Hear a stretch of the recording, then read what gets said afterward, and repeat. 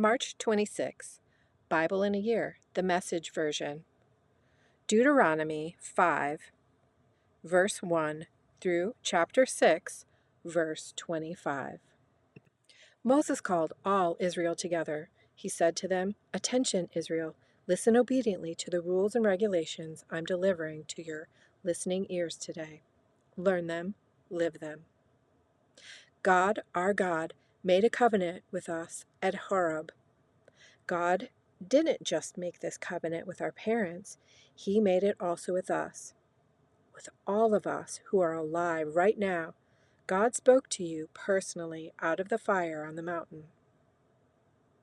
At the time, I stood between God and you to tell you what God said. You were afraid, remember, of the fire and wouldn't climb the mountain. He said, I am God, your God, who brought you out of the land of Egypt, out of a house of slaves. No other God, only me. No carved idols or gods of any size, shape, or form of anything, whatever, whether things that fly or walk or swim. Don't bow down to them. Don't serve them, because I am God, your God. I'm a most jealous God. I hold parents responsible for any sins they pass on to their children to the third and, yes, even to the fourth generation. But I'm lovingly loyal to the thousands who love me and keep my commandments. No using the name of God, your God, in curses or silly banter. God won't put up with the irreverent use of his name. No working on the Sabbath. Keep it holy, just as God, your God, commanded you. Work 6 days, doing everything you have to do. But the seventh day is a Sabbath, a rest day. No work, not you, your son, your daughter, your servant, your maid, your ox, your donkey, for any of your animals, and not even the foreigner visiting your town. That way, your servants and maids get the same rest as you. Don't ever forget that you were slaves in Egypt, and God, your God, got you out of there in a powerful show of strength. That's why God, your God, commands you to observe the day of Sabbath rest. Respect your father and mother. God, your God, commands it. You'll have a long life. The land that God is giving you will treat you well. No murder, no adultery, no stealing, no lies about your neighbor, no coveting your neighbor's wife, and no lusting for his house, field, servants, maid, ox, or donkey either. Nothing that belongs to your neighbor. These are the words that God spoke to the whole congregation at the mountain. He spoke in a tremendous voice from the fire and cloud and dark mist. And that was it. No more words. Then he wrote them on 2 slabs of stone and gave them to me. As it turned out, when you heard the voice out of the dark cloud and saw mountains on fire, you approached me, all the heads of your tribes and your leaders, and said, Our God has revealed to us his glory and greatness. We've heard him speak from the fire today. We've seen that God can speak to humans and they can still live. But why risk it further? This huge fire will devour us if we stay around here any longer. If we hear God's voice anymore, we'll die for sure. Has anyone ever known of anyone who has heard the voice of God the way we have and lived to tell the story? From now on, you go and listen to what God, our God, says, and then tell us what God tells you. We'll listen and we'll do it. God heard what you said to me and told me, I've heard what the people said to you. They're right, good and true words. What I wouldn't give if they'd always feel this way, continuing to revere me and always keep all my commands. They'd have a good life forever, they and their children. Go ahead, tell them to go home to their tents, but you stay here with me so I can tell you every commandment and all the rules and regulations that you must teach them so I'll know how to live in the land that I'm giving them. So be very careful and act exactly as God commands you. Don't veer off to the right or left.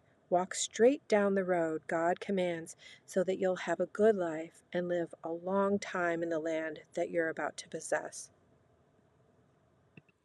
This is the commandment, the rules and regulations that God, your God, commanded me to teach you to live out in the land that you're about to cross and to possess.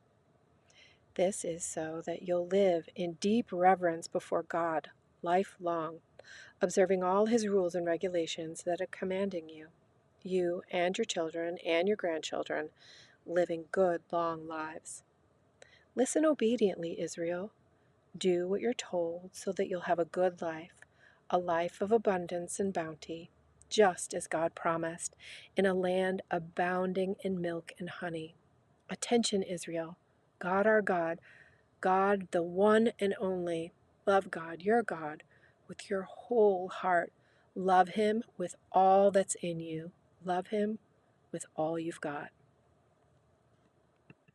Write these commandments that I've given you today on your heart. Get them inside of you, and then get them inside your children. Talk about them wherever you are, sitting at home or walking in the street. Talk about them from time you get up in the morning to when you fall into bed at night. Tie them on your hands and foreheads as reminders. Inscribe them on the doorposts of your homes and on your city gates. When God, your God, ushers you into the land he promised through your ancestors, Abraham, Isaac, and Jacob, to give you, you're going to walk into large, bustling cities you didn't build, well-furnished houses you didn't buy, come upon wells you didn't dig, vineyards and olive orchards you didn't plant. When you take it all in and settle down, pleased and content, make sure you don't forget how you got there. God brought you out of slavery in Egypt. Deeply respect God, your God. Serve and worship him exclusively. Back up your promises with his name only. Don't fool around with other gods, the gods of your neighbors, because God, your God, who is alive among you, is a jealous God. Don't provoke him, igniting his hot anger that would burn you right off the face of the earth. Don't push God, your God, to the wall, to the testing place. Carefully keep the commands of God, your God, all the requirements and regulations he gave you.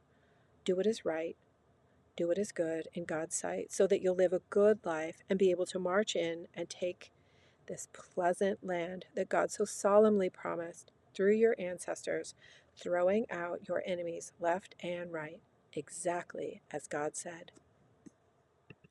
The next time your child asks you, what do these requirements and regulations and rules that God, our God, has commanded mean? Tell your child, we were slaves to Pharaoh in Egypt, and God powerfully intervened and got us out of that country. We stood there and watched as God delivered miraculous signs, great wonders, and evil visitations on Egypt, on Pharaoh and his household. He pulled us out of there so that he could bring us here and give us the land he so solemnly promised to our ancestors. That's why God commanded us to follow all the rules, so that we would live reverently before God, our God, as he gives us this good life, keeping us alive for a long time to come. It will be a set right, put together life for us if we make sure that we do this entire commandment in the presence of God, our God, just as he commanded us to do. Luke chapter 7, verse 11 through verse 35. Not long after that, Jesus went to the village Naim.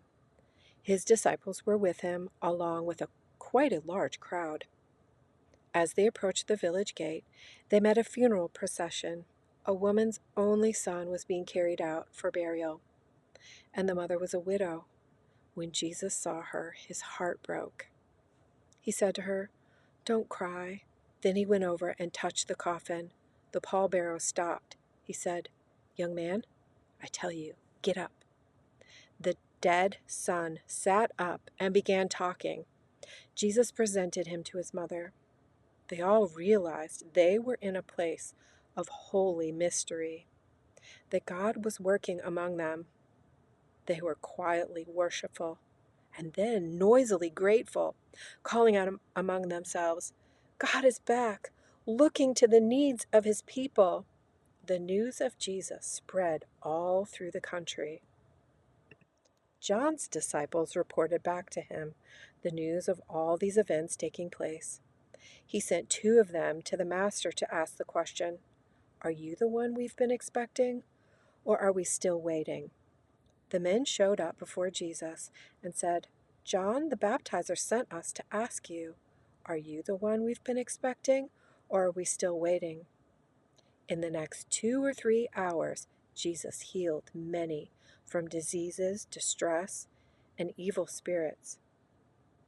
Too many. He gave the gift of sight to the blind. Then he gave his answer, "Go back and tell Jesus what you have just seen and heard. The blind see, the lame walk, lepers are cleansed, the deaf hear, the dead are raised, the wretched of the earth have seen salvation." Is this what you were expecting? Then count yourself fortunate. After John's messengers left to make their report, Jesus said more about John to the crowd of people. "What did you expect when you went out to see him in the wild? A weekend camper? Hardly. What then? A shelk in silk pajamas? Not in the wilderness. Not by a long shot. What then? A messenger from God? That's right, a messenger. Probably the greatest messenger you'll ever hear. He is the messenger Melchizedek announced when he wrote, 'I'm sending my messenger on ahead to make the road smooth for you.'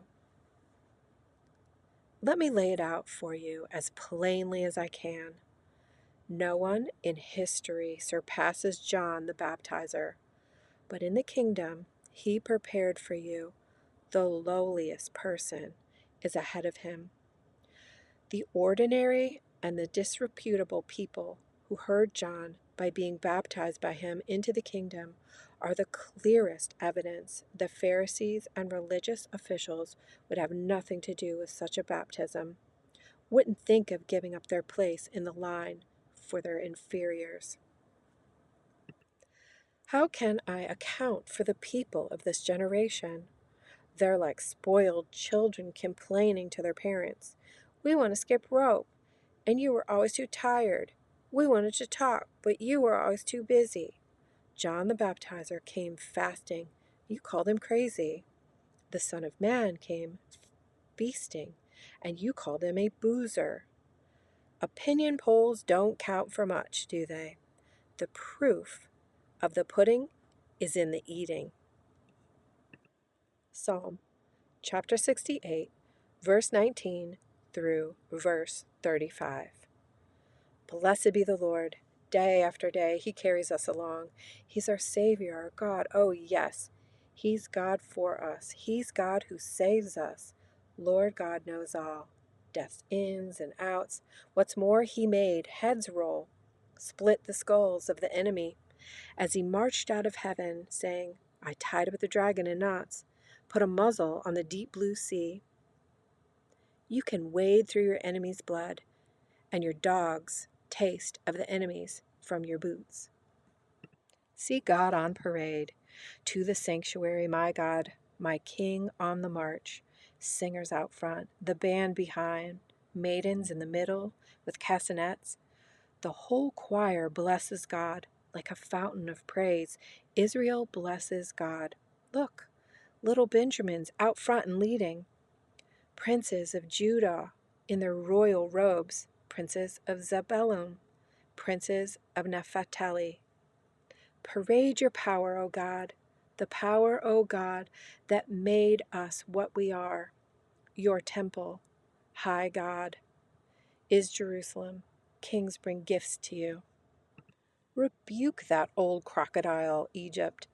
with her herd of wild bulls and calves, rapacious in her lust for silver, crushing people, spoiling for a fight.